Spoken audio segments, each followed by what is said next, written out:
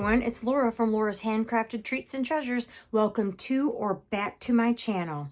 Alright, I'm on real quick with a little project I was finishing up on, and this comes from Carolyn's Musings. You can find her at One Way Journals on Facebook. You will find her at Carolyn's Musings on Ko-fi, Etsy, and YouTube. And this came from her kit called Spring Garden. If you followed me, you may remember that I did this desktop flip. I will link this in the description box below. If you haven't seen it, go check it out. I use other papers from Carolyn.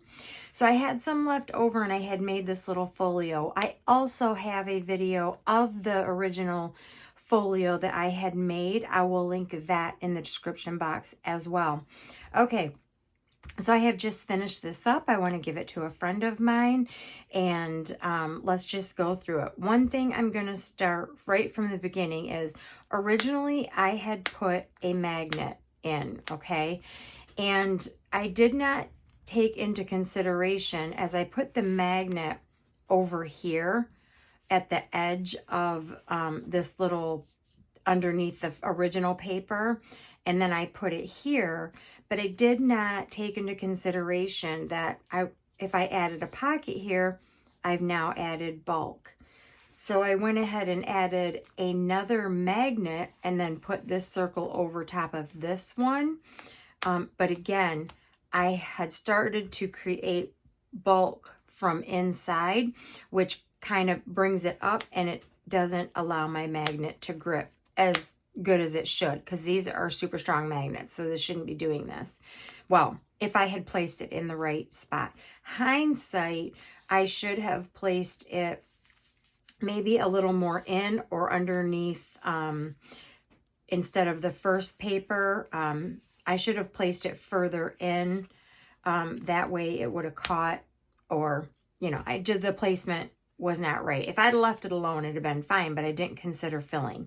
All right, so let's just get started because I have a solution for that. So I've just added the little picture to the front. I did the pockets.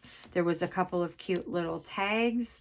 And this might have been the original size, although I did shrink some sizes.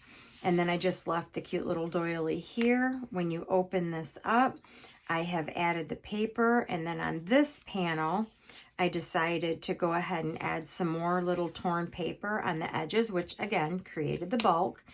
And then when you open it up here, I've added a couple little elements, added a little card. She could put something in here, some more little papers. On this side, I have put 7 prayer requests, so she can use these, you know, she can use them more than once, because you could put the date even down here and write somebody's name, and then you could put a second one here. So just who you're praying for that, you know, that period of time. And then I'll get those later. And then when you close it back up and you turn it around, so originally this folio was meant to be put in a book. Okay, so in a journal. And then what I decided to do was make another little pocket on the back. I added one of these that came from the kit, and then I actually added some paper so she could journal on whatever she wanted to journal on. And then I get that the way it's supposed to be. And even though this was to the top, it was not going to stick. And I actually added a second magnet. I'm not going to go add another magnet because it's now just more bulky. So anyway, what I've come up with is these strips that I have just gotten from a old tablecloth, and I rip them into strips. Sometimes I coffee dye them, sometimes I don't. And I thought, well, that would work just fine to keep that closed. You know, if this was something she just kept on a desk or a coffee table or on her nightstand, she doesn't even need that. I'm going to give it to her anyway, but this is just something she could daily kind of write some things down, and she could carry it in her purse, whatever she wants to do. It's hers to do with what she would like.